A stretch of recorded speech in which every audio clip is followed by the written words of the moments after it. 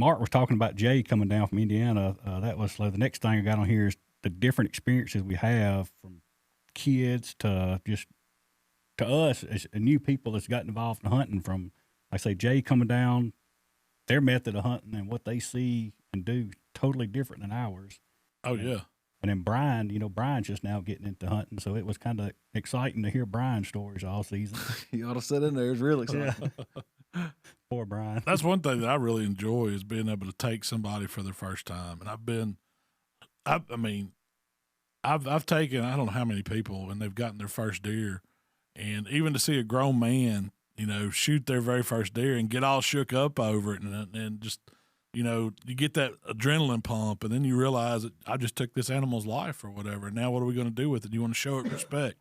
You wanted to make a good shot. You wanted to, get every bit of that meat that we can and feed your family with it, whatever you're doing with it. That's all stuff that I think is help preserve the sport right there. Being able to do that for people.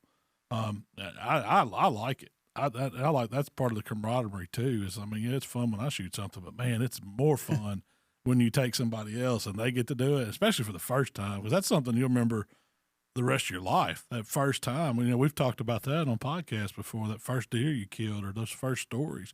That's stuff that lives with you that you will never forget. I've never met anybody that doesn't get shook up. When I first started dating Emily, she's never been really deer hunting, and she was going to go sit with me, and she didn't have a gun. She wasn't going to shoot. She wasn't doing nothing. And a little old doe and yearling come out, and I looked over and she just ate up with it. And I was like, why are you shaking? I don't know. I think, am I sick? And I was like, no. Am I sick?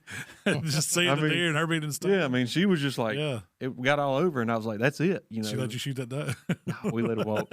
But she did shoot a deer that year, and she's never been back. Really?